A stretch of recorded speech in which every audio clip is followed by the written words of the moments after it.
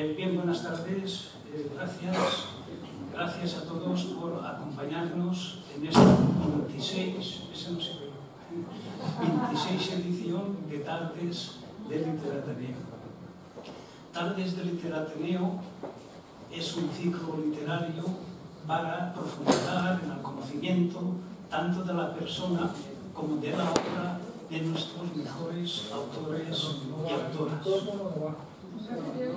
No, me acercaré entonces. El problema no es del aparato, sino mío, que tengo poca voz, pero me acerco. Bien, decía que Tardes de Literateneo es un ciclo literario dedicado a profundizar en el conocimiento de nuestros mejores autores y autoras. Un ciclo que tiene como escenario el Ateneo Mercantil de Valencia, que tiene como coordinadores a Vicente Barberá, que está por aquí, y a Vicente Bosch, y que lo organiza un grupo poético que es el Libro de Homero, integrado por Blas Muñoz, por Félix Molina, por Vicente Barberá, por Antonio Mayor, que no ha podido venir esta tarde, y por mí mismo. La tarde de hoy está destinada a uno de nuestros mejores autores, un autor que cultiva con éxito todos los géneros literarios, la poesía, el teatro, la novela, etc. Juan Ramón Barat, aquí a mi lado, a quien yo le doy las gracias por haber aceptado nuestra invitación. Querido amigo, porque Barat es un gran autor, pero también es un gran amigo. Gracias por estar aquí con nosotros. La finalidad de este ciclo, como decía, es aproximarnos tanto a la obra como a la persona, y por consiguiente vamos a dividir la sesión de esta tarde en tres partes. En primer lugar, nos acercaremos a la persona, a Juan Ramón Barat. En segundo lugar, nos acercaremos a su trayectoria poética, esa intensa trayectoria poética que ha desarrollado y desarrolla Juan Ramón. Y en tercer lugar, a su novela. Y para hablar de su novela, más que yo hemos invitado a Carmen Anglés, que está aquí a nuestra izquierda, que comparte mesa con nosotros, que es la directora de proyectos literarios de lengua y literatura de la editorial Vicens Vives. A Carmen le doy no solamente las gracias, sino le doy las dobles o triples gracias porque se ha desplazado adrede desde Barcelona aquí para estar aquí con nosotros. Amor, Carmen, muchísimas gracias. Bueno, y ya sin más dilación, vamos a entrar en materia.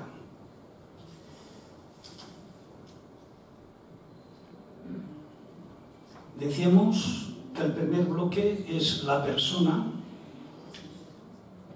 Nos vamos a acercar hacia esa persona, como al igual que en las otras partes, a través de proyecciones de fotografías. Juan Ramón nos ha proporcionado una serie de fotografías, un conjunto de fotografías. Nosotros, el Grupo Limonero de Homero, hemos seleccionado unas cuantas y de esas vamos a proyectar las fotografías. Nos vamos a acercar a través de fotografías y a través de preguntas que yo le iré haciendo y que él irá respondiendo, y a la cual yo le pediría que responda brevemente para no extendernos demasiado, y después, si hay tiempo, preguntas que ustedes, todos vosotros, amigos y amigas, porque conozco muchos, después podremos también formular. Vamos con la primera, Juan Ramón. María José, tienes aquí un sitio aquí delante, si quieres acercarte. No te preocupes. No te preocupes, acércate por aquí.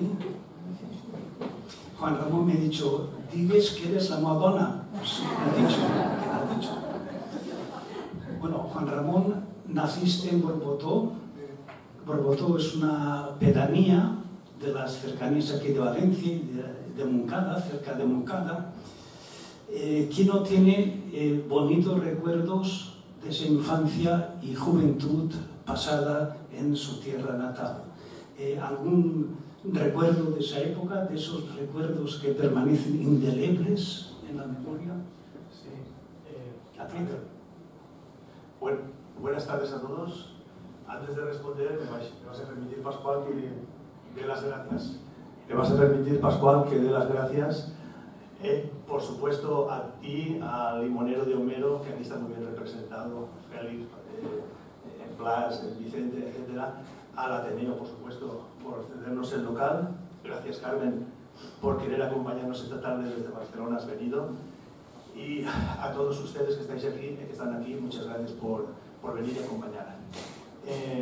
Vamos a hablar, me imagino, un poquito más de mi infancia y de mi vida, porque he pasado unas cuantas fotografías más representativas que las que se están viendo ahora mismo ahí en la pantalla, ¿no?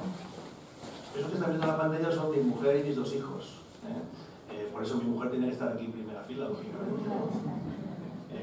Bueno, y sí, de Borbotó has dicho. Sí, ¿qué recuerdos? ¿Algún recuerdo de tu infancia? Esos recuerdos sobresalientes que permanecen siempre en la memoria. La verdad es que tengo un libro que algunos de vosotros conocéis, que es Cuentos Deliciosos. Es un libro de 30 cuentos en los que yo regreso continuamente a la infancia. Son cuentos deliciosos, 30 cuentos deliciosos, breves, divertidos, y en ellos uno rescata esos recuerdos que están ahí en algún lugar de nuestra memoria, que forman parte de nuestra historia sentimental, de nuestra infancia, etc. Y sí, Borbotó forma parte, lógicamente, de ese libro y de esos recuerdos. Borbotó es un pueblo pequeñito, que es una pedanía, de Valencia está en la Huerta, yendo a Moncada, y es un pueblo que es increíble. Yo a veces digo de broma que parece el pueblo de Asterix y Obelix, de los irreductibles galos, porque está a 3 kilómetros de Valencia, es una pedanía, y cuando llegas a Borbotó parece que estás, no sé, viviendo como en la España de hace 80 o 90 años, en muchos aspectos. Sí, yo recuerdo, por ejemplo, de mi infancia, que yo era monaguillo, eso me marcó muchísimo, me hizo amar el latín, de hecho estudié luego filología clásica, era la época en la que la misa se decía en latín, como os acordaréis muchos de vosotros, que el cura se ponía de espaldas al público, de cara al altar, y esos años, esa infancia, siendo monaguillo, en ese pueblo de todo el mundo iba a misa casi todos los días, pues eso es una de las cosas que más me han marcado, ¿no? Y algunas cosas más que iré diciendo a partir de las fotografías que vas a poner. Muy bien, vale, pues vamos con la segunda pregunta. Sí. Tenéis 2 hijos. Sí. ¿Qué valores crees o intentabais transmitirles y que hayan arraigado en ellos? Bueno, pues no sé, ser buenas personas es lo más importante. Yo creo que todos los que estamos aquí estamos de acuerdo que quizá lo más importante es ser buena persona, ¿no? Es evidente que en la vida hay que prepararse, hay que tener un buen trabajo, etcétera, etcétera, pero yo creo que lo más importante es transmitir valores a los hijos de ser buenas personas, ¿no? La humildad, la sencillez y sobre todo saber estar bien con todo el mundo en todo momento y ya está. Y esas cosas que son aparentemente tan sencillas, a veces son las más importantes. Tú desarrollaste prácticamente toda tu actividad como catedrático de lengua y literatura en diversos institutos. Hace 2 o 3 años optaste por jubilarte de la enseñanza y dedicarte a la escritura, a escribir libros de poesía, de novela, etc. Sin embargo, no te has desconectado plenamente de los centros docentes. Tú, a lo largo del año, y a través de esa profesión tuya ahora de escritor, visitas continuamente los centros docentes, no solamente de España, sino también del extranjero, de México, Marruecos. Yo te contabilizo que el año pasado realizarías más de 200 presentaciones a lo largo de toda la geografía española y parte del extranjero. Muy bien, pues la pregunta es esta. ¿Cómo ves el mundo de la enseñanza, el que era tuyo cuando tú estabas como docente, y el mundo de la enseñanza hoy en día? ¿Ves que hay cambios en esos 2 mundos, para bien o para mal? Sí, bueno, es verdad que visito continuamente centros educativos, muchos de los que estáis aquí, algunos sois profesores y sabéis que visito colegios, institutos, etc. Sí, la educación ha cambiado mucho. La educación en los institutos, en los colegios y demás, ¿no? Pero también ha cambiado la educación en las casas, en los hogares, porque el mundo ha cambiado muchísimo. En los últimos 30 años el mundo ha sufrido un remolcón brutal, ¿no?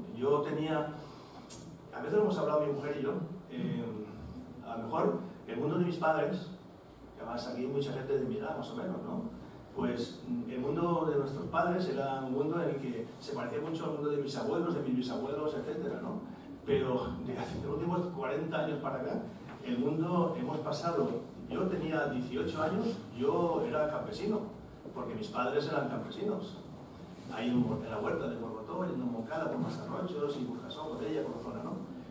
Yo he labrado con el arado romano. Yo, aquí me estáis viendo, aquí donde me estáis viendo, yo he labrado con el arado romano. O sea, el caballo, el arado, la reja, la esteba, y yo he labrado, plantado patatas y esas cosas, ¿no? Y yo, estamos en la era de la inteligencia artificial y estas cosas, ¿no? Entonces, en 30 años esto ha cambiado tanto que yo miro hacia atrás y digo, parece que sea vida de otra persona. Y no soy yo, el que ha vivido todo eso no soy yo. Yo iba con el carro, el caballo segaba, porque teníamos vacas. En mi casa teníamos vacas. Me ha dicho, háblame de tu infancia. En muchos de mis poemas yo hago referencia a mi infancia, a las vacas, que había vacas, con cuernos, que daban leche. Y yo ordeñaba las vacas antes de irme al instituto. O sea, yo me levantaba a veces a las 6 para ordeñar las vacas, porque luego me iba a Moncada, en el instituto, y a veces me iba andando para ahorrarme las 2 pesetas 50 que valía el autobús de Roseta, porque con ese dinero me compraba un celtas cortos. Porque si no, no me compraba el tabaco, ¿no? O sea, ese mundo, y iba con el carro todas las tardes a segar, el carro lleno de hierba para las vacas, y Dios mío, ya estoy con la inteligencia artificial, estoy escribiendo, no sé qué. Digo, es que el mundo ha cambiado tanto. Entonces, la educación en los centros escolares también ha cambiado muchísimo. Es que el mundo es muy diferente. Ahora ya no vale eso de que mi padre me decía, tú, a trabajar. Yo me iba a trabajar. Hoy en día los jóvenes tienen otros valores, el mundo es muy diferente, si eso lo sabéis todos, por los hijos o por los nietos. Entonces, claro que ha cambiado. Yo voy a los institutos, doy las charlas sobre los libros que leen y me lo paso muy bien, porque yo soy muy gamberro, en el fondo soy un gamberro y me llevo bien con los chavales, ¿no? Pero me doy cuenta de que hoy en día ser profesor, los que sois profesores, lo sabéis, es muy complicado, muy complicado. Los valores han cambiado y entonces, pero bueno, hay que adaptarse. La inteligencia es la adaptación al medio. Muy bien. Yo te voy a decir una frase de Confucio, y tú me dices si encajas con esa frase o no encajas. Dice Confucio, exígete mucho a ti mismo y espera poco de los demás. Sí. ¿Tú esperas poco de los demás? Pues bueno, pues... ¿Te exiges a ti? ¿Eres exigente contigo mismo? Yo me quedo con la primera parte. Exígete mucho a ti mismo. Exígete mucho a ti mismo y que sea lo que tenga que ser. Ya está. Y los demás, cada uno lo que le da la gana. Porque es verdad que a veces esperas mucho de ciertas personas y no recibes nada, y a veces no esperas nada y recibes mucho. Es decir, lo importante es exigirte mucho a ti mismo. Eso sí es verdad. Es verdad, yo me exijo mucho a mí mismo. Siempre estoy trabajando, mis padres me enseñaron a trabajar y eso es lo que hago, trabajar. Uno de mis modelos, de mis héroes, es un personaje de una novela que se llama Rebelión en la Granja, de George Orwell, el caballo boxer. No sé si os acordáis del caballo boxer, que el pobre era el que más trabajaba de la granja. Era el típico caballo que trabajaba mucho, pero luego había una especie de boicot por parte de otros personajes que todo lo que hacía lo deshacían, ¿no? Y él se levantaba el día siguiente y decía, no importa, trabajaré más fuerte. Trabajaré más fuerte. Esa frase de boxer en la granja es uno de mis lemas, el trabajaré más fuerte, ¿no? Porque la vida te dice que no muchas veces, la vida te da muchos portazos, te da muchas patadas en el trasero, y la única solución es esa, la de boxer, trabajaré más fuerte, no pasa nada. Y a veces llegas y a veces no llegas. Y los demás, ¿qué vas a esperar? Pues que haga uno lo que le da la gana. Ya veremos, los demás ya veremos. Alguien que está en la sala y que encajaría, o dice o defiende esta frase, es Vicente Barberá. Vicente Barberá, que ha impartido muchas clases sobre felicidad.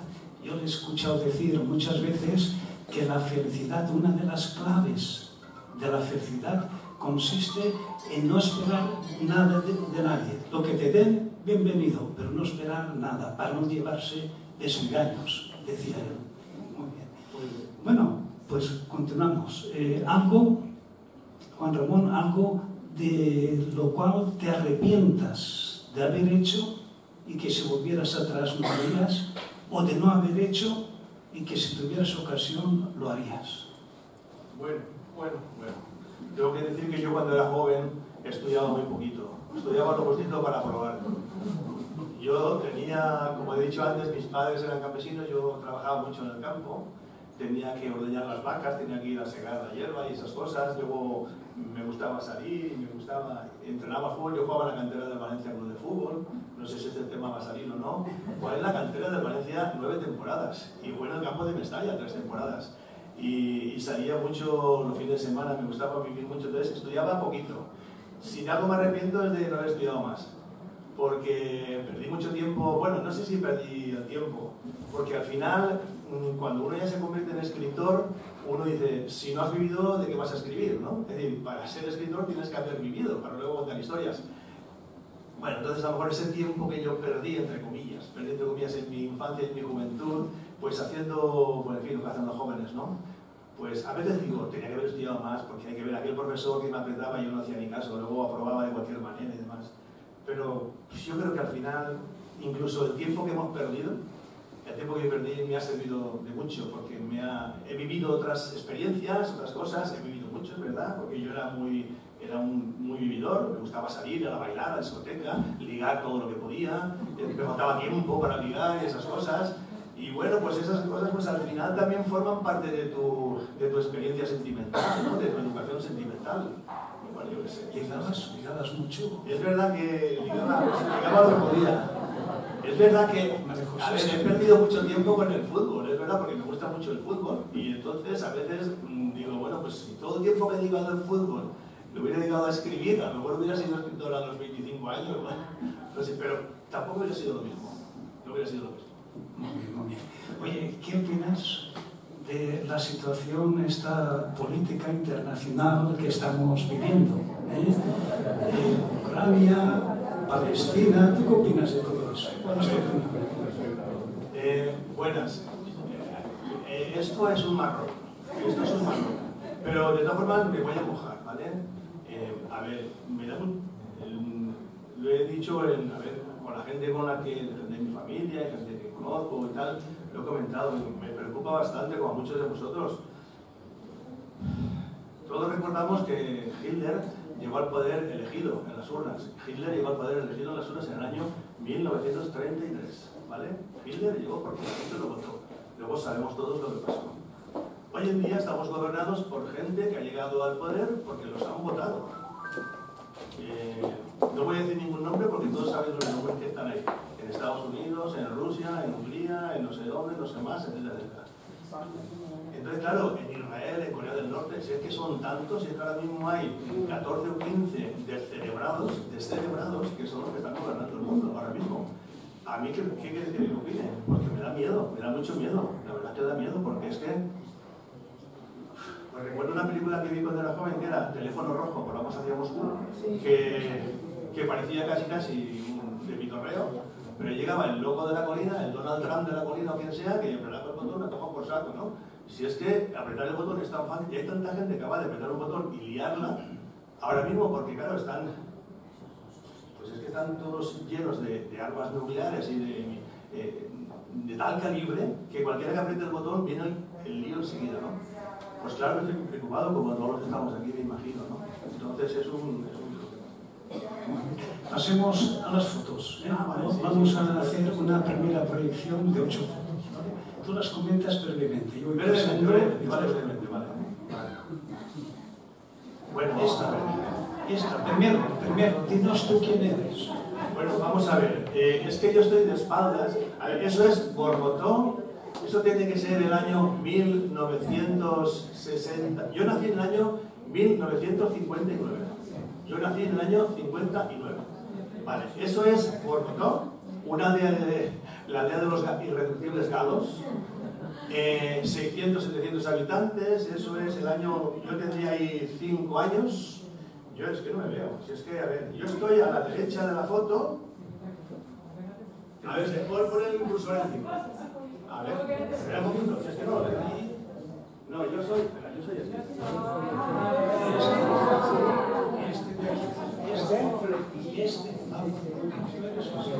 O sea, el flequillo. No es un mito, tenía pelo. Eso soy yo. Bueno, yo tenía ahí 5 años y veréis, eso es la escuela unitaria de Borbotó, la escuela unitaria. Bueno, y entonces ahí estábamos, bueno, éramos los chicos en un lado y las chicas en otro, ¿vale? Pero eso no era la escuela, eso era antes de la escuela. Eso era antes de los 6 años. Eso era antes de los 6 años. Porque sabéis todos que a los 6 años se empieza la primaria y hasta los 6 años, ahora está la preescolar y todo eso. Pero en aquella época no había preescolar. En aquella época todos los niños del pueblo estaban en su casa, con su madre, con su abuela, etcétera, etcétera. Entonces en el pueblo de Borbotó dijeron, bueno, pues que una mujer del pueblo se haga cargo de los niños. Eso popularmente se llamaba la escuela de los cagones. Vale, entonces una mujer, pues en aquella época sin preparación ni nada, pues una mujer que quisiera estar, estaba allí y está.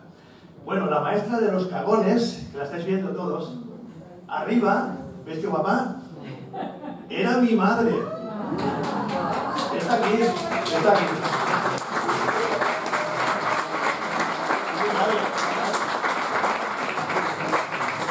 Bueno, mi madre que es de Alboraya, de la Huerta de Alboraya, siempre tuvo vocación de maestra. Lo que pasa es que ella, claro, ya nació en el año 32, acordaos de la Guerra Civil, ¿no? Nació en el 32, cuando tenía 4 años llegó la guerra, etcétera, etcétera, tuvo que trabajar como tanta gente como vosotros, o mucha gente que conocéis, y entonces nunca pudo estudiar, ¿no? Porque eran años muy duros y muy difíciles y demás. Pero ella siempre tuvo esa vocación de ser maestra, ¿no? Siempre me lo dijo. Entonces ella, bueno, siempre trabajaba en la huerta, pero ella siempre le ha gustado mucho leer libros, bueno, le gusta pintar, le gusta, en fin, una mujer bastante culta, ¿no? Para ser una mujer sin formación. De hecho, con 93 años casi sigue leyendo libros, Y bueno, entonces ella fue mi primera maestra de los cagones. Así que es una maravilla que mi primera maestra haya sido mi madre. Recuerdo que nos cogía en la escuela con 5 años, nos enseñaba el catecismo, nos enseñaba canciones, nos enseñaba cuentos, etcétera, etcétera, etcétera. ¿No, mamá? ¿Sí? ¿Te acuerdas? ¿Y podías con todos? Porque hay 32, Éramos muy buenos, dice. Muy bien. Así que es una foto, como veis, como Cinema Paradiso. Muy entrañable, muy entrañable.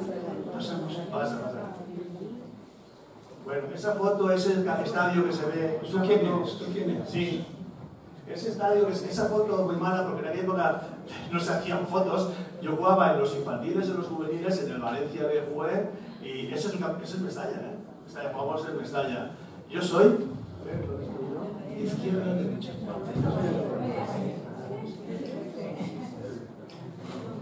Ese soy yo, y nada, sí, es verdad. Tuve la desgracia, o la suerte, nunca se sabe. Tuve una lesión muy grave a los 20 años. Y estaba haciendo la pretemporada con el Mestalla, se llamaba Mestalla, Valencia B. Tuve una lesión gravísima en esa pretemporada y al final me operé del tobillo derecho y los cirujanos me dijeron que me tenía que dejar el fútbol. Como le pasó a Julio Iglesias. Julio Iglesias, más o menos, a ver, es verdad. Julio Iglesias jugaba a los juveniles del Real Madrid, de portero. Y a mí me pasó lo mismo, me tuve que dejar el fútbol. Tenía 20 años, casualmente estaba haciendo la mili, que la hice voluntario aquí en Vétera. La hice voluntario porque Valencia me metió allí, porque estábamos de voluntarios en la mili, porque así por las tardes tenía un trebaje, venía a seguir entrenando y el fin de semana seguía jugando. Y luego me acuerdo que algunos capitanes míos yo les daba entradas para ir gratis al fútbol, al Mestalla. Y nada, y me dejé el fútbol con 21 años y luego... pues dije, ¿qué hago con mi vida? Y entonces pues decidí estudiar, por eso empecé mi carrera con 22 años. Yo había terminado el COU, lo que era COU, a los 17 años no había hecho ni la selectividad, porque yo lo mío era el fútbol. Y no hice ni selectividad. Y cuando acabé, bueno, tuve esta lesión, acabé la mil y tal, dije, ¿y ahora qué hago? Y entonces fui al Instituto de Moncada, a Patronato, y les dije, oye, yo puedo venir aquí de oyente, acabé la mili el 23F, lo de Tejero, ¿os acordáis? El mismo día del Tejero era el día que yo me licenciaba. Por culpa de Tejero me licencié 5 días más tarde. Es verdad, es verdad. Y fue el año 81, 23F del 81. Bueno, total, chicos, total, que empecé a estudiar mi carrera a los 22 años por culpa de pues mi vida había sido fútbol, pero como no veía el fútbol, ya está. Un pronóstico. bajará a Valencia, se quedará. ¿Qué faremos? No, en Valencia se salvará, tranquilos. Pasamos. Tranquilos. Bueno, a ver, no lo podéis creer, pero en Borboto, a ver, ese somos, mi padre murió a los 57 años, hace ya más de 40 años que se murió, mi padre, y yo tenía 25, entonces, cuando se murió mi padre, quiero decir, ¿no? Vale, y esa chica que hay ahí es una chica del pueblo, se llama Nieves, pero no tiene nada que ver. Somos mi padre, esa chica que se llama Nieves y yo. Eso es el rodaje de una película muy famosa que se llamó El Virgo de Vicenteta. Y eso es, lo he puesto ahí, a ver, es que yo sé que muchos de vosotros tenéis la misma educación sentimental que yo. El Virgo de Vicenteta, que es una película que se debió de rodar, pues a ver, eso debió de ser, yo tendría ahí 19, eso debió de ser el año, se acababa de morir Franco, más o menos, se murió Franco, sería el año 77, 78, 79, por ahí, ¿vale? Esta película. Entonces esto fue una película que se rodó, no íntegramente, pero sí en un 70% se rodó en Borbotó. En Borbotó, en mi pueblo de 600 habitantes, se convirtió en Hollywood durante, no sé cuánto, un mes o no sé cuánto. Era espectacular. Aquello fue una experiencia, sí que fue una experiencia de verdad para contar en una novela. Porque resulta que llegaron allí, pues la Metro Goldwyn Mayer o la Paramount llegó a Borbotó y entonces vamos a rodar aquí una película. Imaginaos todos los campesinos allí, el 99% por eso son campesinos, en el año 79. Llegaron allí a rodar una película, aquello era flipante, era como Bienvenido Mr. Marshall o algo así, ¿no? Y entonces todo el mundo quería salir en la película. Y claro, además te invitaban a salir porque encima te pagaban por salir de extra. Con lo cual aquello era de verdad que era de Berlanga total, o sea, el director era Vicente Escrivá, pero aquello parecía ser de Berlanga. Entonces resulta que allí, por las mañanas, tú, en vez de ir a la huerta, los campesinos, a trabajar allí con la azada y la legona y eso, pues iban allí, te daban la ropa de la época, de la película, que es del siglo XIX, y entonces pues te apuntaban allí, y tú te vestías y tal, y decían, pues tienes que ir hoy a la plaza, a la iglesia, aquí y allá, y tú salías, la gente salía de bulto, como las películas de indios, tú de indio allí, ¿no? Bueno, y luego por la tarde o por la noche te pagaban, ¿no? A ver, pues te pagaban si estaba un día, 2 días, no sé qué, no sé cuántos. Y fue alucinante, fue una experiencia muy chula. Y es más, ¿me permites? Hay un momento, la actriz murió hace poco, la actriz fue María Rosario Omaggio, la que hizo La Lozana Andaluza. Era graciosísimo, estaba buenísima la tía. Y entonces, a ver, yo tenía 19 años y yo lo veía que la chica estaba muy buena. Y entonces era gracioso porque la chica, imaginaos, los campesinos de Borbotó, los tíos de los yauros de Borbotó, pasaba la chica y decían, hostia, qué buena está, no sé qué. Era muy divertido, ¿no? Bueno, pues resulta que un día, esto es una anécdota, resulta que un día me dice, yo me hice amigo, yo como hablo mucho, me hice amigo de un cámara. Hablando, pues ahí eso que te pones a fumar, no sé qué, no sé cuánto, y me dice el cámara un día, y tío, tú quieres salir en una escena, que están buscando uno para una escena, no sé qué. Y digo, pues vale, dice, te van a pagar más. Digo, pues, hostia, pues vale, yo, estupendo. Y entonces me cogieron para una escena que me enfoca la cámara a mí solo. Y entonces resulta que la escena era la siguiente. La María Rosario Omaggio, o la actriz, perdón, la Vicenteta, esta era una especie de ninfómana. Ella mata al marido a base de polvos. Vamos, que a base de polvos en la cervilla. Y el tío muere, coño, que se lo carga, era José Sancho, el actor era José Sancho, y lo mata a base de polvos. Y entonces, pero vamos, es que era una especie de ninfómana que la mujer, claro, la segunda parte era Vicenteta hasta te queda. Pues resulta que cuando estaban en la misa que se rodó en la iglesia de Borbotó, en donde yo me bautizaron y todo allí, pues resulta que me dice el director, Vicente Escrivá, me dice, tú solo tienes que hacerlo siempre. Mira, os acordáis todos que en aquella época, cuando la misa era en latín, y bueno, la época del Virgo de Vicenteta era el siglo XIX, imagínate, misa en latín, el cura de espaldas, en la bancada de la derecha estaban los hombres y en la bancada de la izquierda estaban las mujeres, ¿os acordáis todos, no? Vale, imaginaos la escena, ¿no? Que están enterrando al marido, que la Vicenteta se lo ha cargado a base de folleteo, se lo ha cargado, y está el marido ahí de cuerpo presente y el cura oficiando la misa, ¿no? La misa de difuntos, vale, imaginaos la escena, aquello es, vamos, increíble. El muerto allí, el cura oficiando la misa. Las mujeres aquí, todas de negro, los hombres en la otra bancada, ¿no? Entonces la escena es la siguiente. La mujer, Vicenteta, en vez de estar mirando al cura y llorando, está mirando a la bancada de los hombres y ya está ligando. A ver con quién liga, a ver con quién liga. Y entonces va a ligar contigo. Me dice, ¿va a ligar contigo? Y conmigo dice, sí. ¿Y tú qué tienes que hacer? Digo, yo qué sé, ¿qué tengo que hacer? Digo, pues te la tienes que ligar, pero con la cara. La imagen, la escena, la cámara te va a grabar a ti y tú con la cara te la tienes que ligar. En medio de la misa, misa de difuntos. Estaban enterrando al marido.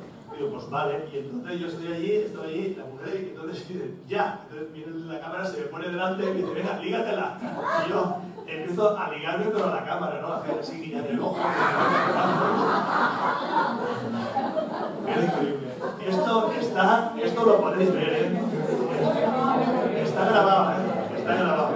Tenemos la película. Esta noche la vemos. Pero bueno, ya no hubo nada más, no hubo nada más. Si alguien dice, pero luego igual no hubo nada más. Pasamos. Más brevemente. Más brevemente. Aunque no lo parezca, era yo con el uniforme militar con 19 años, 19 años tenía. ¿Vale? Hice la mili en Marines y en Veteran, el CIE en Marines y luego la mili en Veteran. Rebajado porque jugaba fútbol en el Mestalla, entonces así por las tardes y los fines de semana pues podía salir a jugar al fútbol, etcétera, etcétera, ¿no? Nada, pues es una foto que, fíjate. ¿No pensaste en reengancharte ni nada? ¿Nunca pensaste? No. Al contrario, cuando yo la hice, se reengancharon 3 o 4. Sí, al contrario, que pasó una cosa que justo lo contrario. No tenía ninguna vocación militar, ninguna. Recuerdo incluso que cuando llegué allí me eligieron para el curso de cabo. Porque yo había terminado el COU, como dije, no sabía seguir estudiando, pero tenía el COU hecho, tenía el bachiller y demás, ¿no? Y entonces me habían propuesto para el curso de cabo. Fui el único del curso que suspendió. No sé si es un mérito o un demérito, pero es que no me interesaba nada. Vamos, yo estaba allí porque me habían obligado, pero yo no estudiaba, no tenía nada de hacer cabo ni nada. Pasamos. Vale. Pasapalabra. Sí, estuve en pasapalabra, es verdad. Estuve en pasapalabra, pero fue una cosa bastante efímera, bastante, bueno. A ver, fui a pasapalabra porque mi suegra, que en paz descanse, y mi hijo, que está mi hijo Ángel, el pianista que está ahora en Ohio, mi hijo y mi suegra veían mucho el pasapalabra en aquella época, esto era unos 7 o 8 años o así. Y entonces o más quizá, igual hace 10 años, ya no me acuerdo, hace 10 o 12 años. El caso es que mi hijo y mi suegra veían el pasapalabra siempre, yo no lo veía. Y bueno, alguna vez lo vi, pero no lo veía. Y mi suegra decía, el caso es que tu padre, si llega allí, seguro que lo hace muy bien, porque tu padre sabe muchas palabras, tu padre no sé cuánto. Y mi hijo me apuntó y dice, papá, dice allá que si tal, que no sé qué. Y digo, bueno, pues yo le dije, bueno, si quieres me apuntas tú, yo no me apunto. Y mi hijo me apuntó mi hijo. Y me llamaron. Me llamaron y entonces tuve que ir a hacer una prueba que la hice en la Avenida del Puerto, aquí en Valencia, en un hotel que hay en la Avenida del Puerto, no me acuerdo el hotel cómo se llama. Y entonces fui y pasé la prueba y me llamaron y fui a Madrid a hacer pero bueno, me tiraron enseguida, porque entonces entré allí, estuve con esta gente y fallé porque, bueno, ya está, porque esto es, la verdad es que acojona un poco, porque llegas allí y ves todos los focos, no sé qué, no sé cuánto, todo la gente te maquilla, estás andando y te van maquillando, no sé qué, no sé qué, te ponen el micro aquí, no sé qué, no sé cuánto, y cuando llegas allí te preguntan, ¿cómo te llamas? Y te caen, ¿cómo te eso? Y se acabó el tiempo. ¿Cómo que se acabó el tiempo? Entonces es un poco así, de verdad que pasamos. Bueno, una paella. Hoy he hecho una paella, ¿no, Carmen? ¿Te acuerdas de la paella de hoy? Me acordaré mucho tiempo. Esto es una paella con unos amigos mexicanos que...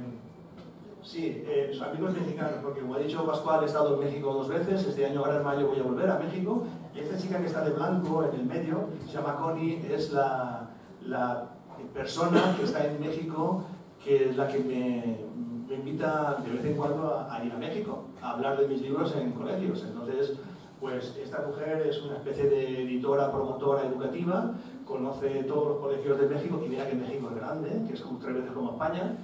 entonces estoy ahí en Puebla, en Guadalajara, cada vez que voy, Monterrey, no sé, Jalisco, Chihuahua, Acapulco, y nada, y vino con su hermano, que es este chico que está aquí en primer plano, su hermano, su cuñada y demás, y vinieron a Valencia una vez no sé qué, y claro, les tuve que hacer una paella, lógicamente, ¿no? Y me dijeron, sí, está muy bueno la paella, pero Chile está mejor, no sé qué, no sé cuántos, güey, no sé qué. El pendejo, es un pendejo, Juan Ramón. Nos pasamos, sí, pasa. Bueno, y esta es mi mujer y mis dos hijos, ¿vale? Tenéis aquí en blanco a mi hijo mayor, que es Daniel, que es traductor, y en el medio, Ángel, que es el que es compositor, pianista, y está en Ohio. Se fue a hacer un máster y ahora está ahí trabajando en la universidad, y no sé si volverá o no volverá. Bueno, dicen que ahora con lo de Donald Trump se está poniendo mal la cosa. No sé, no sabe qué hacer, igual se vuelve, no lo sé. Y mi esposa, mi compañera de viaje. Y esta foto es muy bonita. Esta foto es muy bonita. Esto es un pueblo que os recomiendo a todos, de verdad. Es uno de los viajes más bonitos que he hecho en mi vida. Es en España. Esto es Ochagavía. Y esto está en Navarra. Y esto fue un viaje que hicimos mi mujer y yo a Irati, los bosques de Irati. Si no habéis ido nunca a Irati, tenéis que ir a Irati, por favor. Está en Navarra, es una pasada. Y ese es el río, que no me acuerdo ahora cómo se llama, que está en Ochagavía, ¿vale? No me acuerdo cómo se llama ese río, pero fue un viaje espectacular. De verdad que es un bosque de hayas, bosque de hoja caduca, es precioso. Bueno, si vais en otoño, poned Irati en internet, Irati, fotografías de Irati, y vais a alucinar, de verdad. Muy bien, bueno, prácticamente hemos terminado con esta primera parte de tu vida. Has hablado de tus hijos, de tu mujer, aquí también se encuentra tu madre, la has mencionado también, y se encuentra también tu hermana Rosario. ¿Qué dirías tú de ella? Porque no has dicho nada de ella. ¿Qué dirías de tu hermana? No, es que no queda tiempo, no hay tiempo para hablar de esto, ¿verdad que sí? Aquí está mi hermana y yo, pues a ver, pues ¿qué te voy a decir? No digas nada, no pasa nada, no digas nada. Vamos a ver, lo he dicho por lo siguiente, porque yo sabía que tu hermana venía hoy aquí, y entonces la llamé el otro día para decirle, ¿te importaría decir unas palabras sobre tu hermano? Y ella me dijo, sí, lo diré. De modo que, Rosario, si eres amable, acércate a este micro, dilas, le vamos a dar un aplauso porque hablar de un hermano en público es muy difícil.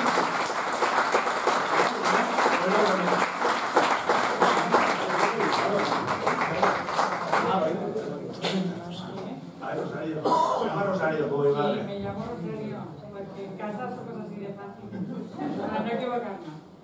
A ver, yo, gracias por convidarme. M'haig para la mitad de las cosas que voy a decir, son muchísimas. Y yo sí que me voy a apuntar porque sabía que me la va a pasar muy nerviosa, ¿vale? Y muchas cosas que di y la muntera en muy poco de tiempo. Voy a resumir. Así es que me voy a apuntar, ¿vale? Estoy nerviosísima, disculpe un poco, ¿vale? Arriba del micro. Acosta el micro. Y yo, bueno, voy a hacer castellano porque no sabíamos quién era el público a veces eficaz. ¿Y qué puedo decir de Juan? Mi hermano mayor y por ende referente y modelo para mí, claro. Mi querido compañero de juego, mi confidente, pero también mi contrincante y rival en tantas discusiones tontas como solemos tener los hermanos. Mi ayuda y socorro en caso de necesidad. Mi aliado contra los alimentos adversos. Dígase médico, practicante que venía a casa y nos aferrábamos allí contra él. Las comidas que no nos gustaban. Muchísimas trastadas que hicimos juntos, claro que sí. Y recuerdo pues una infancia muy feliz. Un niño muy alegre y sonriente. En un pequeño pueblo de casas abiertas, con gente conocida y amiga. Y niños, muchos niños.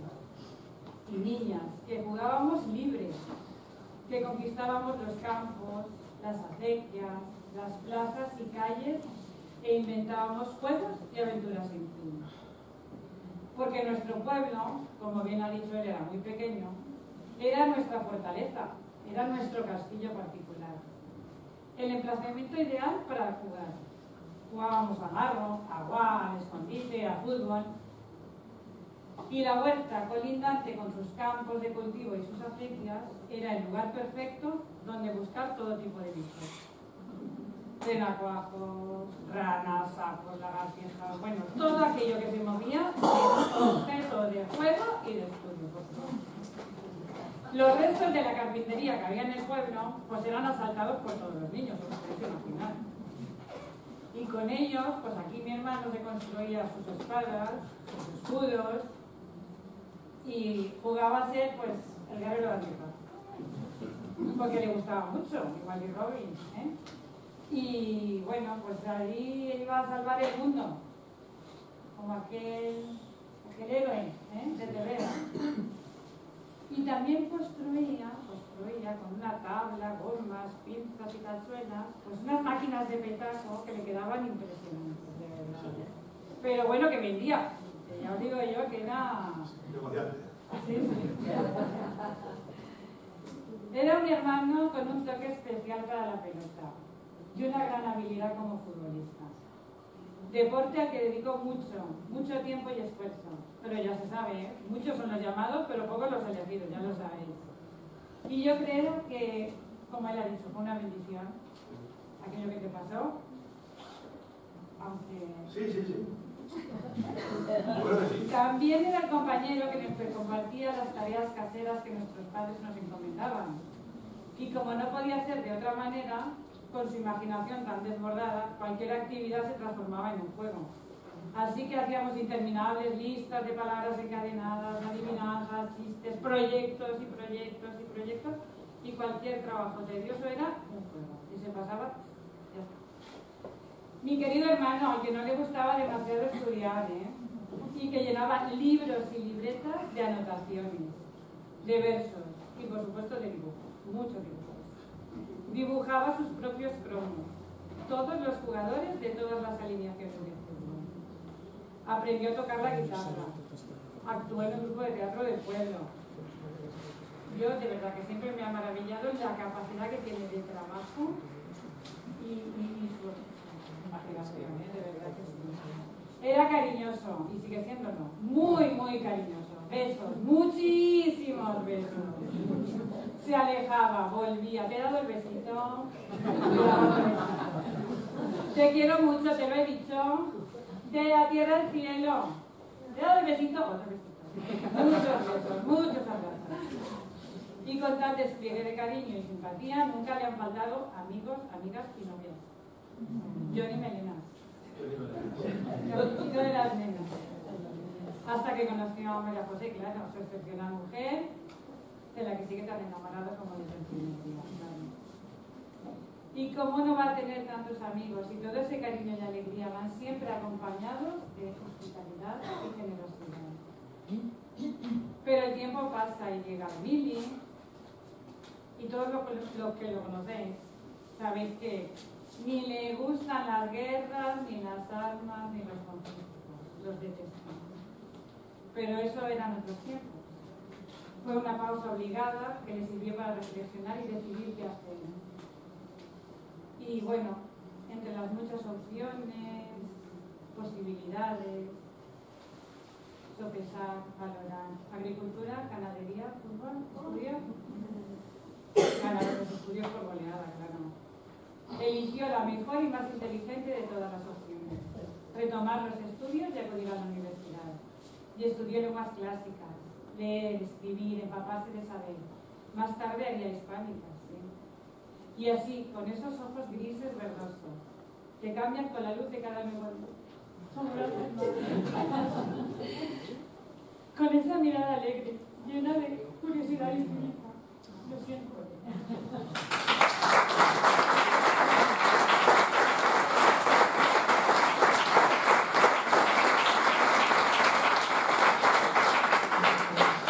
De constante ensoñación, de imaginación desbordante, empezó a construir su propio universo poético. Universo que os recomiendo a aquellos que no conozcáis su poesía. Pero ese es otro tema. Juan, gracias por tu amor, por tu trabajo, por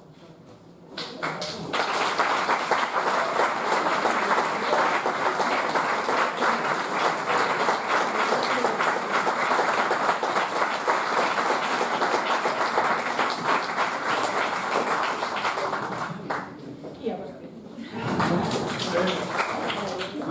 Gracias, Rosario. Muchísimas gracias. No estaba previsto en cosas que no estaban previstas. Una puñalada para Pero vamos a continuar.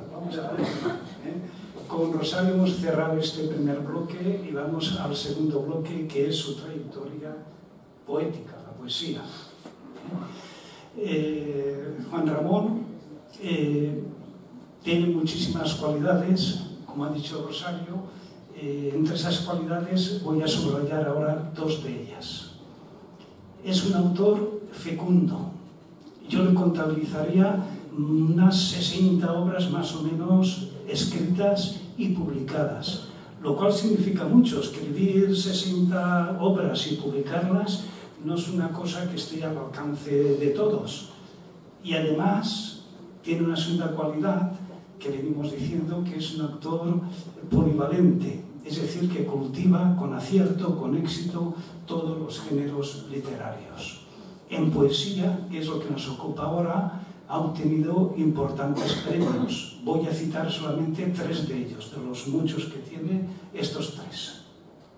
El premio Ciudad de Torrevieja, por el libro Como todos ustedes, que es un libro que me encanta, él lo sabe porque se lo he dicho varias veces. El premio Leonor de la Diputación de Soria y el premio Nacional de Poesía Blas de Otero.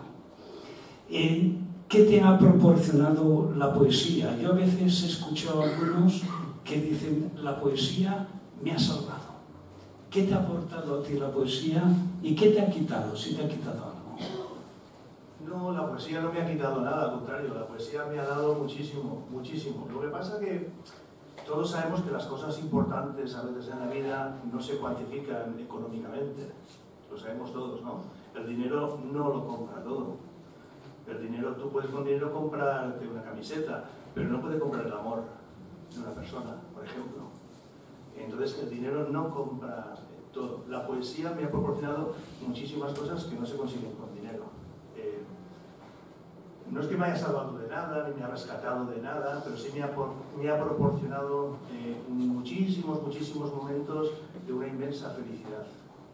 De una inmensa felicidad interior y de reconocimiento de mi propio ser en el mundo, porque la poesía sirve para muchas cosas. A veces cuando voy a los institutos, a los colegios a explicar para qué sirve la poesía, los chicos me entienden enseguida.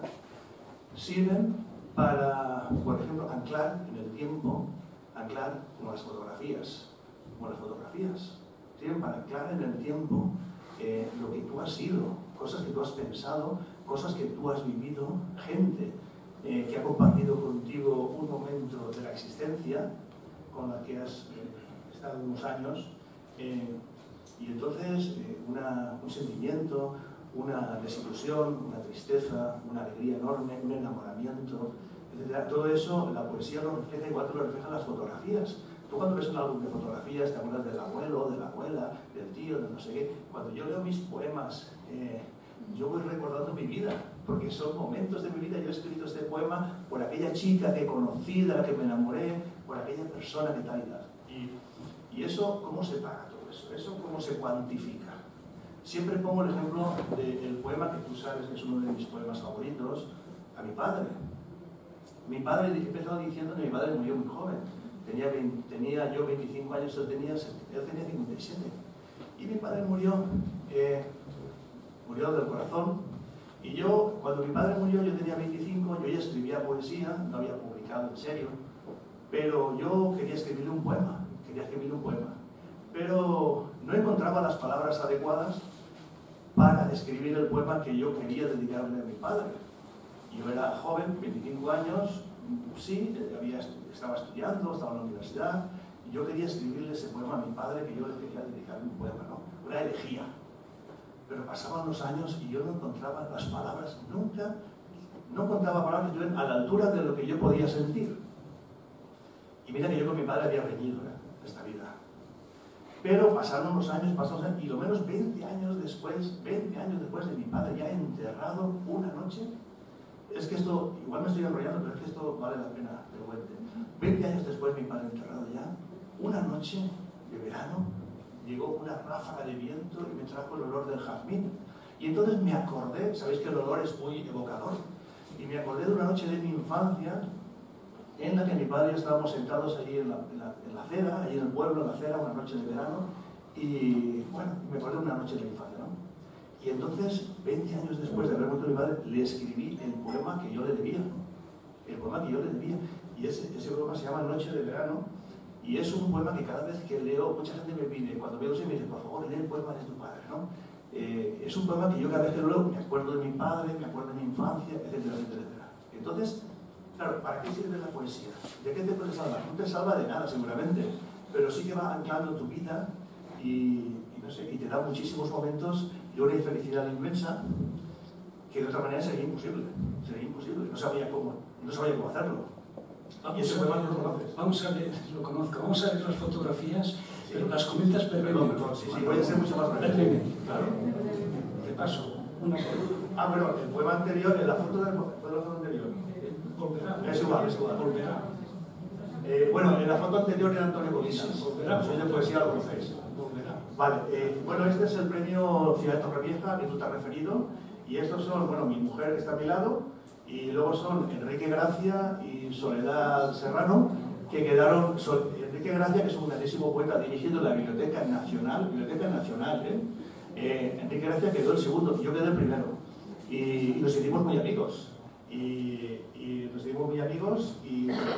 fue el primer, seguramente es el primer gran premio que me dieron de poesía, ¿no? El premio de Torrevieja de poesía que lo gané en el 2002 me dieron 6.000 euros. El de novela era no menos 50.000 euros hace más de 20 años, Ojo al dato, Bueno, el libro como todos ustedes. El libro era como todos ustedes. Pasamos. Bueno, 2 años después me dan, una anécdota muy bonita, y es que me dan 2 premios al mismo tiempo. Tenía un montón de poemas y no sabía qué hacer con ellos y hice 2 montones. Y le puse los títulos diciendo no y los mandé. Y me dieron los 2 premios. Y entonces fue curiosísimo porque tuve que recoger los 2 premios el mismo fin de semana. El mismo fin de semana, el viernes, recogí este premio que estoy viendo, que es el Ateneo Jovellanos en Gijón. Eso es Gijón, Eso es la playa de San Lorenzo en Gijón. Eso fue el viernes, ¿no? Y el sábado tenía que estar en Soria para recoger el premio Leonor Izquierdo, la mujer de Antonio Machado, Leonor Izquierdo. Fue el sábado, ¿no? Este era el premio Ateneo Jovellanos de Gijón y el libro se llamaba Piedra Primaria. Y vinieron conmigo mi mujer y mis 2 hijos, por supuesto, son mis 2 hijos, claro. Sí, pasa. Y ese es Antonio Colinas porque en el año 2012 me dieron un premio de novela, el premio Ciudad de Salamanca. En Salamanca el ayuntamiento convocaba 2 premios, uno de poesía y uno de novela. Yo me presenté a el de novela. Y bueno, y entonces gané el de novela con un libro que se llama Infierno de Neón. Y resulta que el presidente del Tribunal de Poesía era Antonio Colinas, que estáis viendo, que es para mí era el admirado Antonio Colinas, un poeta como la copa de un pino, ¿no? Y cuando estaba allí vino a hablar conmigo y dice, si a ti te conozco, y digo, ¿cómo que me conoces? Y dice, sí, yo he leído poesía tuya. Y digo, vale, pues qué ilusión. Muy bien, y bueno, seguimos amigos, ¿no? Y esa, el que no conozca de poesía, pero el que sabe un poco de poesía sabe quién es Antonio Colinas. Muy bien. ¿Y esto qué? Este es Luis García Montero, actualmente es el director del Instituto Cervantes, uno de los, si no es el mejor poeta ahora mismo, de los mejores poetas que somos bastante amigos, aunque hace mucho tiempo que no lo veo, y bueno, hemos tenido muy buena relación. Yo creo que en la foto se nota que tenía muchas fotos para elegir de él, muy gamberro. Muy bien, García Montero. Aquí estamos con una persona maravillosa que es un actor, como el Godupino, que es Ginés García Millán, el actor Ginés García Millán, que es un actor buenísimo. Somos muy amigos. No solo es actor, sino que encima le gusta mucho la poesía también, y somos amigos desde hace muchos años.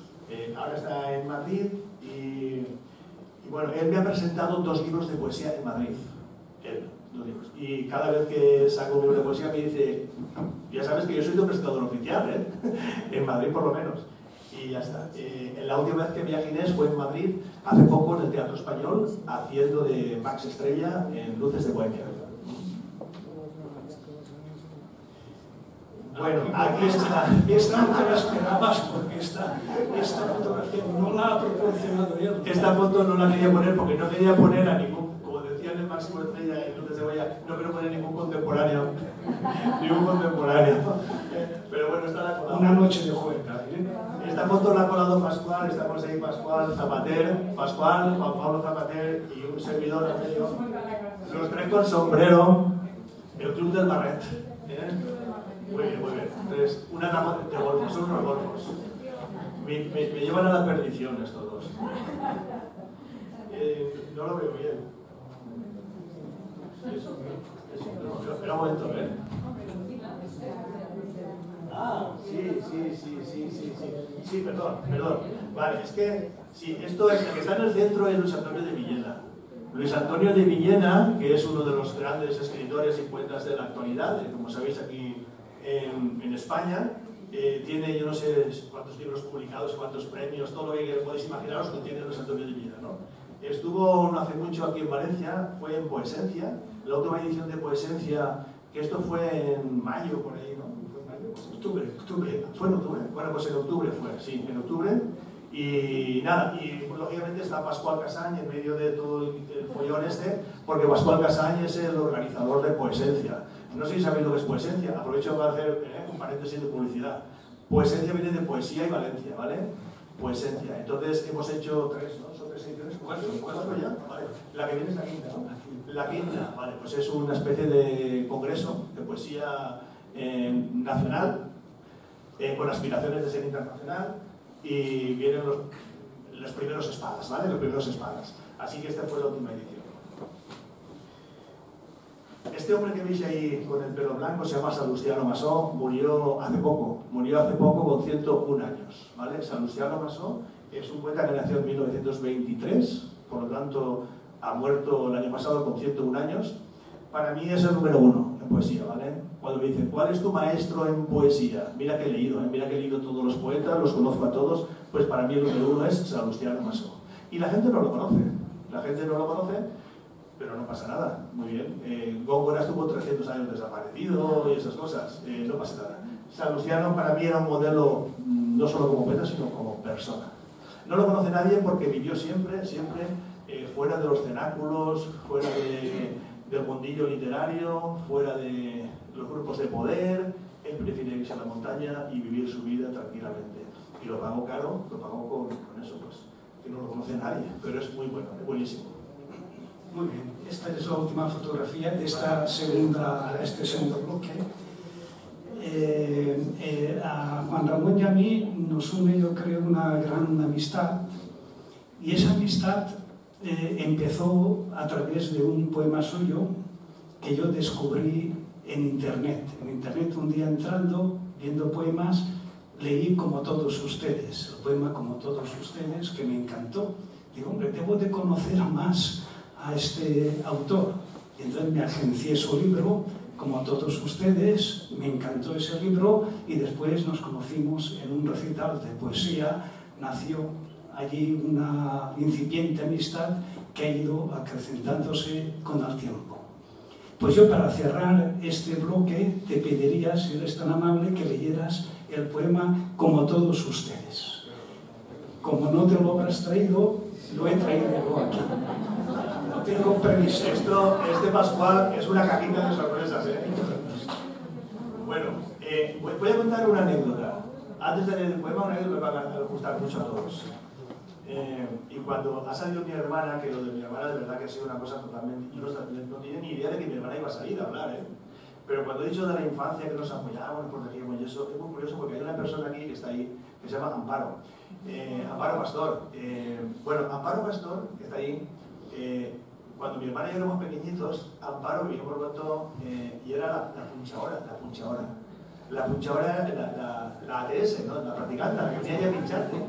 Imaginaos que en los años 60 que venía la practicante que sacaba la cajita esa con las agujas que las calentaba al fuego, las agujas eran así de grandes y no sé qué, iba a pinchar a mi hermana o a mí, y claro, si pinchaba a mi hermana era yo el que defendía a mi hermana, y si me pinchaba a mí, mi hermana me defendía a mí. Y recordamos los dos, ahí está ella, que diga que si es mentira que lo diga ahora, ¿eh? Ahora o calle para siempre. Y me iba a pinchar a mí, empezaba a sacar la aguja así, empezaba a calentarla con aquello, con el fueguito aquello, y mi hermana cogió una zapatilla y dice, eres mala, y me daba zapatazos. Y si no era yo el que iba zapatazos, ¿no? Y llevamos a Amparín la punchadora, y aquí está, Amparín, Amparín, puncha pero sin cebolla. Sin cebolla, qué gracioso. Bueno, pues la anécdota es la siguiente. Yo estaba escribiendo unos poemas y entonces se los enseñé a mi esposa, como hago siempre, se los enseñé siempre. Y entonces mi mujer me coge el primer poema, o un poema que estaba allí, no sé si el primero o uno ahí, que era este, y lo tiró a la papelera. Y me dice, ese poema lo quitas. Y entonces ella lo negará. Y entonces lo tiró. Y entonces yo cojo el poema y digo, ¿pero cómo has tirado este poema? Y es de los mejores. Esos son unos no sé cuántos. Una provocación, es una provocación. Yo cogí el poema de la papelera y sin decirle nada, sin decirle a mi mujer, lo puse el primero de todos del libro, el primero. Y no solo eso, sino que el poema se llama Como todos ustedes, sino que además el libro lo titulé Como todos ustedes, el título de este poema. Yo dije, a ver, cuando lean este poema es el primero, o una de dos, o me dan el premio o me mandan a tomar por saco. Y me dieron el premio. Y dice, seguramente soy un hombre triste y gris, como todos ustedes. Un hombre encadenado a los horarios, con mujer y con hijos y halitosis, y problemas de próstata y de insomnio, y una cuenta bancaria bordeando el precipicio de los números rojos, y enemigos mortales, y aficiones pacíficas, y algún sueño prohibido, inconfesable. Como todos ustedes, uno más del rebaño. Bufón en la gran corte de la tecnología. Desde el punto de vista de los jefes, una mierda a la izquierda. Completamente solo. Condenado a morir, injustamente. Un hombre triste y gris, como todos ustedes.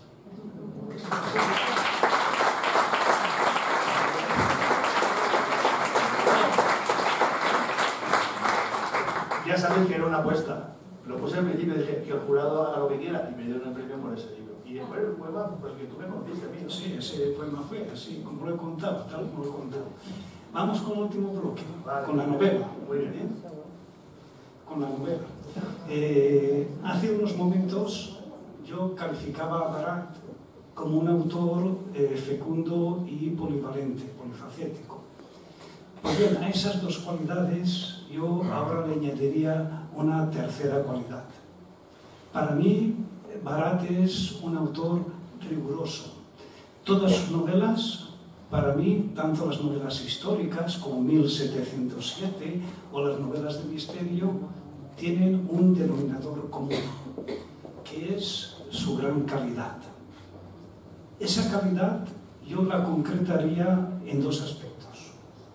Por un lado, la enorme capacidad de Juan Ramón para crear, recrear y mantener el suspense a lo largo de todas sus obras, y por otro lado, en su estilo literario, un estilo claro, cuidadoso y esmerado. Y estas dos apreciaciones que he dicho de él no es algo subjetivo, que se digan porque nos une una amistad, sino que se ve reflejado a través de un hecho objetivo, como son los numerosos premios también obtenidos aquí en novela. En este caso, vuelvo a citar o cito 3 premios en novela. El Premio Internacional de Novela, Ciudad de Salamanca, por la novela Infierno de Neón. El Premio H a la mejor novela juvenil española, por la novela Dejan paz a los muertos. Premio H que tiene la particularidad de que no es concedido a través de un jurado de 4 o 5 miembros, sino que el jurado son todos los estudiantes españoles de secundaria.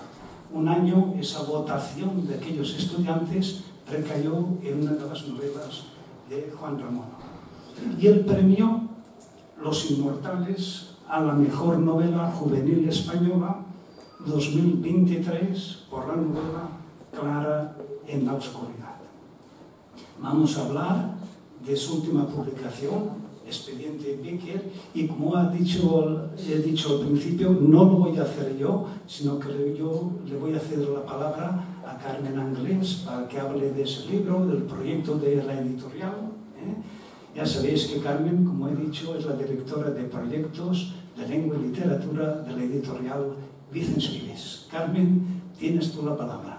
Muchísimas gracias. Primero quería agradecer al Ateneo y a todos los que estáis aquí, pero especialmente a Pascual y a Juan Ramón, en nombre de la editorial Vicens Vives y sobre todo en el mío propio, porque realmente para mí es un honor estar aquí sentada con vosotros y creo que es un honor que no sé si merezco, pero lo acojo con muchas ganas y mucha ilusión y muchos nervios también yo. Bueno, yo empezaría un poco explicándoos qué pasó con esta colección, de dónde salió Expediente Becker.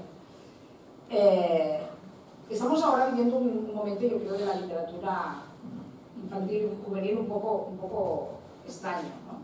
Por un lado, tenemos una explosión de nuevos autores que han salido a través de TikTok y Reels y que se han hecho que parecen ahora realmente estrellas de rock. Es las colas que hacen los jóvenes para conseguir un autógrafo. Pero por otro lado, tenemos que los colegios, las pruebas PISA, las evaluaciones, nos dan un resultado nefasto de la competencia lectora y de la lectura en todo el país. Entonces, en la editorial, pues teníamos esta inquietud. ¿Qué está pasando? ¿Por qué? ¿Qué ocurre? ¿Qué está pasando con esta contradicción tan bestia entre lo que tenemos en las librerías y lo que ocurre en las aulas? A partir de aquí empezamos a pensar y a hablar con nuestra comunidad educativa y descubrimos que sí que hay un gran sector de lectores, pero uno, ¿sabemos realmente que están leyendo los jóvenes ahora? Y dos, en un aula nosotros tenemos un montón de alumnos totalmente heterogéneos, lo hablábamos este mediodía, ¿no? Desde el lector ávido que se lo lee todo al que no quiere leer ni una receta de comida, a los reels estos todo el día con el dedito y que haya, bueno, como haya demasiados ingredientes ya es demasiada lectura, ¿no? O sea, ¿qué podemos hacer? Entonces vimos que había un tema de desmotivación dentro del aula por la lectura. ¿Qué podemos hacer nosotros para mejorar esto? Pues tenemos que crear una colección que pueda reflejar al joven donde se pueda identificar con los personajes, con lo que les ocurre a los personajes y que además les sirva como ayuda. ¿Qué es la literatura? En realidad la literatura nos ayuda a entender el mundo. Pues necesitamos crear un mundo en el que ellos sean representados y puedan poner voz a lo que les pasa. Dentro de todas estas pensamientos y ganas de hacer, alguien en esta sala me presentó y me habló de Juan Ramón. Empecé a leer sus libros y digo, esto es fantástico. Digo, necesitamos conseguir precisamente esto, que les guste lo que lean, pero que además tengan un contenido que en el aula además irá con una serie de materiales didácticos para que el profesor pueda trabajar. Entonces hemos creado la colección 9 alas. 9 alas está pensada para leer, para enganchar, pero también para poder hablar en clase, para poder trabajar lo que les ocurre a través de la literatura. Bueno, empezamos a hablar, me acuerdo, de los proyectos y nos empezamos a animar muchísimo. Y Juan Ramón me dijo, yo creo que tengo lo que estás buscando. Lo hablamos, fueron muchas charlas y muchas llamadas de teléfono y me presentó Juan Ramón a Expediente Becker. Expediente Becker es la primera, inaugura la colección 9 alas y es una novela en la que se entrelazan un montón de... que el otro día hice una lista de todo lo que trabaja esta novela. No la acabé. No, porque no acabaremos en... No, es una novela que es capaz de eso, de tener misterio, intriga, aventura, pero además habla de cosas muy serias. Cosas que realmente los jóvenes, y los no tan jóvenes, que estamos aquí, viven todos los días y necesitan lo que he dicho antes, poner voz, ¿no? En Expediente Becker encontramos búsqueda de identidad, temas de racismo, de abuso, amistad, primeros amores, pero todo siempre tratado con una elegancia tal, aunque sean temas difíciles y temas duros que tratar con jóvenes, están tratados con una elegancia y una sensibilidad que hace que no puedas dejar de leer.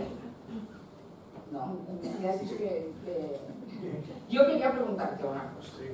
Después de haberte oído, que yo no sabía muchas veces, bueno, casi nada de lo que has explicado, pienso en, fíjate, qué infancia y qué juventud... ¿Qué me aceptamos? A ver, qué infancia y qué juventud tan diferente a la de hoy en día has vivido. Pero en cambio eres capaz de conectar con los jóvenes lectores de una manera realmente impresionante. Y quiero saber cómo lo haces, cómo lo compartimos. Sí. Bueno, nada, Carmen, es un placer que estés aquí. Repetimos, ha venido adrede a propósito desde Barcelona. Hay que agradecértelo, de verdad que es espectacular. Es verdad que el hecho lo merece prácticamente porque es el comienzo de una colección, 9 alas, es el primer número de una colección, así que es un bautizo, ¿no? Y está bien que hayas venido. Entonces, mira, hay una cosa de la que no hemos hablado todavía. Yo he sido profesor durante toda mi vida. Aquel niño que pudo ser granjero, vaquero, campesino, pudo ser mil cosas, futbolista, acabó siendo profesor. Hice filología clásica, luego hice hispánica, pero era profesor por vocación. A mí me gustaba dar clase, me gustaba enseñar, dar clase, ¿no? Y yo he sido un profesor vocacional toda mi vida. Mis clases, primero de latín y luego de literatura, eran dignas de haberse grabado.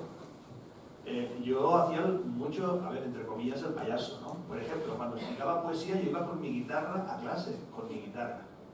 ¿Y por qué? Pues porque para explicar poesía, pues yo iba con la guitarra, le ponía música a los poemas de García Lorca, de Lope de Vega, de Antonio Machado, y los cantaba y los alumnos lo entendían todo perfectamente. La poesía se inventó para cantarse. Cuando hacía teatro, me subía a la mesa, si hacía falta, para hacer el payaso y hacer allí el tonto, haciendo teatro. Y hacía teatro con mis alumnos. Y así sucesivamente, ¿no? Entonces, yo con mis alumnos siempre he conectado mucho. Siempre he conectado con mis alumnos, siempre. Entonces, mis alumnos me querían, yo los quería, yo soy una persona, como ha dicho mi hermana, y es verdad, yo sé que tendré muchos defectos, pero sé también que soy muy cariñoso, y a mis alumnos yo a veces pues, les daba un abrazo, lo que sea, y que hoy en día no se puede dar ya un abrazo, ya no se puede dar un abrazo. Pero pues yo un abrazo sin malas intenciones, pues yo soy muy cariñoso. Entonces, bueno, pues no puedes dar ni un caramelo a un niño, nada, bueno, pues nada, es igual, ese es el mundo que tenemos, chicos, que hemos hecho entre todos. ¿Vale, chicos? Entonces, ¿qué pasa? Que yo cuando yo daba clase a mis alumnos, yo les daba alimento espiritual, yo les decía, ¿no? Venga, alimento espiritual. Les daba una lista así de grande de libros que podían leer voluntariamente.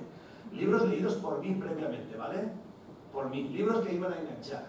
Libros de misterio, de aventura, de acción, no sé cuántos. Una lista, venga, cada libro que te leas, medio punto. Cada libro, venga, ya puedes empezar a leer. Luego les hacía el control pertinente, ¿no? Entonces, yo como profesor de literatura, lo que tenía que hacer era conseguir lectores. ¿Vale? Ahora, como escritor, ¿qué tengo que hacer? Conseguir lectores, ¿sí o no? Hay que conseguir lectores. Tengo que hacer libros que enganchen a los lectores. No voy a hacer libros para que se aburran, para eso no escribo nada. Entonces, yo estoy pendiente siempre de lo que ellos desean, lo que ellos quieren, lo que les gusta, lo que no les gusta. ¿Vale? Eso no significa que yo ceda en calidad literaria dentro de mis posibilidades, ¿no? Lógicamente. Yo sé lo que les gusta a los alumnos, porque yo ya con ellos, cuando yo era profesor, yo sabía lo que les gustaba. Ellos me lo decían, cuando me hacían sus valoraciones, me decían, este libro me gusta, ¿por qué? Por esto, por esto y por esto. Muy bien. Y yo tomaba nota. ¿Por qué les gustaba ese libro y ese no? Entonces, cuando yo me pongo a escribir, digo, yo sé lo que les gusta a mis alumnos. Y entonces yo empecé a escribir, deja en paz a los muertos, Clara en la oscuridad, la Sepultura 142, y los alumnos se lo ven y dicen, jo, esto sí te mola. Claro, es que es lo que ellos quieren leer, ¿no? Entonces, claro, pues por eso quizás conectan estos libros, porque he sido, como dicen, monaguillo antes que fraile, ¿no? Y nunca mejor dicho, por cierto, porque he sido monaguillo, Yo, después de lo de la bisenteta ya me he quedado impactada. Ya veo de la inspiración de donde... No, pero yo creo que aquí en Expediente Becker, además, quiero pensar que has dado un paso más allá. Está el misterio, está esto que les engancha, pero creo que has conseguido poner voz a una serie de elementos y de preocupaciones que tienen ellos, que van un poco más allá de la aventura y el divertimento sino que van en una parte un poco más íntima, un poco más intimismo. ¿Me vas a permitir? Sí, por favor. Vamos ya a terminar. No, puedes, continúa. Vamos a seguir entonces. Vamos a proyectar las fotografías, vamos a ir cerrando ya el acto, proyectamos las fotografías que tenemos, las comentas brevemente, te pido. Esta de aquí, 1707. Sí. A ver.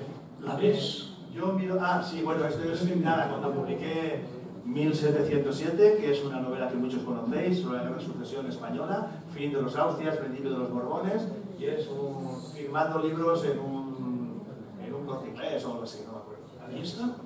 Y esa es... Ah, bueno, eso es cuando me dieron el premio H en Cartagena, como ha dicho Pascual. El premio H es muy bonito porque te lo dan los lectores. Lo dan los lectores. Los lectores, los jóvenes, votan la mejor novela juvenil. Todos los lectores eligen la mejor novela. Y el año 2013, hace 11 años o así, votaron Deja en paz a los muertos. Claro, yo no sabía ni que ese premio existía, porque yo no me presento. Tú no te presentas. No, eso, los profesores que hay en Cartagena y por ahí por Murcia, cada profesor de cada instituto propone un libro. Y al final los libros van pasando, bueno, y al final... como la Champions, ¿no? Van pasando y al final uno que es el que gana. Y los tres últimos, los tres finalistas los leen todos los alumnos de toda Cartagena y alrededor, más de casi 5.000 alumnos, ¿vale? Y cuando votan, los alumnos votan y votaron, casi todos votaron, Deja en paz a los muertos, ¿no? Eso es la recogida del premio. Podéis imaginaros la escena. Cuando yo llegué allí y me dio ese premio, yo, vamos, no me cayeron las lágrimas, pero por dentro me caían las lágrimas, ¿eh? El que ganó el premio de adultos, que votaban los de bachiller, ese año fue Javier Cercas, porque hay dos premios. El Mandarache, que votan los de bachiller, ganó Javier Cercas con las leyes de la frontera, y luego los chicos de la ESO votaban el juvenil, que gané yo con Deja en paz a los muertos. ¿Y esta? Esa es una novela, ese es Loreto Silva, el escritor Loreto Silva, que conocéis todos, María José, mi mujer, y Loreto Silva. Eso es en un certamen que hay en Murcia, que somos... María José y yo formamos parte del jurado, todos los años es el premio Loreto Silva en Murcia, ¿vale? Eso es en las leyendas de Andalucía. Eso es la Posada del Potro en Córdoba. Lo primero que he publicado con mis deslives se llama Leyendas de Andalucía. Me llamó Carmen, me propuso escribir unas leyendas de Andalucía, una de Sevilla, una de Córdoba, una de Jaén. Hice un recorrido por allí buscando información y tal. Y visité un sitio que es ese que estáis viendo, que se llama la Posada del Potro en Córdoba, que todavía existe. Y ahí el cuento que yo narro en esta ocasión está ambientado, creo que es en el siglo, la época de Pedro Cruel o algo así, no me acuerdo, el siglo XIV o XV, no me acuerdo. Y es que la posada está como si fuera un museo de la época, un viaje en el tiempo. Bueno, eso es un campo de fútbol en México. Hace 2 años estuve en México, ahora voy a volver en mayo otra vez. Allí en México todo es muy grande, todo es grandísimo. Y entonces, un día me dicen, tienes que dar una charla, pero que son muchos alumnos, vamos al campo de fútbol. Y fuimos al campo de fútbol, estaba ahí todo lleno de alumnos, y me ponen un micro y yo parecía Rafael, ahí, un cantante, y ahí me tenéis dando una charla a los alumnos, ahí porque es que no cabían, era todo el instituto, era todo un colegio, igual había ahí 1.200, 1.300 alumnos. Expediente. Es lo último, unas palabras breves sobre expediente. Pues una cosa que me ha preguntado Carmen y me he quedado con la palabra en la boca porque me han dicho, corta ya. Y es lo siguiente, no solo a los jóvenes, no solamente hay que entretenerlos, distraerlos y leer novelas, o sea, no solamente yo por lo menos intento hacer lo siguiente. Que me salga o no, no lo sé, pero lo intento. Vamos a ver. Novelas que a ellos les enganchen, ¿vale? Que cuando lean el primer capítulo se queden enganchados, como una mosca en la telaraña, ¿vale? Eso es lo que tienen que hacer los escritores de chicos jóvenes, porque los chicos jóvenes son muy exigentes. Si no se enganchan enseguida, no leen, no les gusta. Entonces hay que atraparlos, engancharlos como una mosca en la telaraña, ¿vale? Eso es muy importante. Pero no puedes bajar el listón. Mis novelas para los jóvenes son todas como laberintos, donde los chavales van así, dando vueltas, todos son sorpresas y tal, y eso a ellos les engancha y eso es lo que cansa. Pero tiene que haber algo más, tiene que haber siempre algo más. Yo como profesor vocacional que he sido, yo nunca puedo dejar de lado la máxima latina del docere delectando. Docere, que Blas Muñoz sabe muy bien lo que es. Docere delectando. Hay que enseñar deleitando. Es decir, hay que deleitar, pero también hay que enseñar, ¿vale? O instruir. Es decir, que no solo hay que entretener, sino que también en la novela tiene que haber cosas que sirvan para formarlos como personas. Que aprendan cosas interesantes, que les sirvan en la vida. Siempre hay temas muy interesantes en mis novelas que pueden dar motivo para debatir en clase, ¿no? Por ejemplo, en Expediente Becker, por ejemplo, es verdad que hay una muchacha que busca, una chica de 14-15 años, perdida, completamente extraviada, que busca, quiere saber quién es, qué hace en el mundo. Eso nos ha pasado a todos, quiénes somos, qué hacemos en el mundo, esas cosas, eso está muy bien. Pero luego hay una trama paralela, muy interesante, que es el tema de la xenofobia, del racismo, de los grupos de intolerantes, de los cabezas ramadas, etcétera, etcétera, ¿no? Que son grupos, cosas que existen y que son cosas muy delicadas, ¿vale? Que traen muchas desgracias, ¿no? Entonces hay una trama paralela de este tema que, bueno, por ejemplo, también da pie para dialogar, conversar y demás, ¿no? Es decir, en otras novelas mías, que son a lo mejor también muy entretenidas, muy divertidas, pero está el tema del narcotráfico de las drogas, o el tema del secuestro de jóvenes, etcétera, etcétera, ¿no? Entonces, en todas las novelas tiene que haber algún tema, digamos, lateral, que sirva también para debatir en clase y, bueno, y reflexionar sobre el mundo en el que estamos, ¿no? Muy bien, pues entonces, para ir terminando con esta tarde, tres cosas. Ante todo, daros las gracias a ambos por haber aceptado nuestra invitación para estar aquí en Tardes de Literateneo. En segundo lugar, habitualmente estas tardes se inician con unas palabras de Vicente Bosch, que es miembro de la Junta Directiva del Ateneo, es bibliotecario de esta importante biblioteca de aquí, del Ateneo, y es responsable del área de cultura del Ateneo, aparte de ser co-director de estos ciclos. Vicente Bosch no ha podido estar aquí a las 7 porque tenía otro acto, pero le he visto yo entrar por allá detrás, y entonces yo le voy a pedir si es tan amable de venir, acercarse y decirle las palabras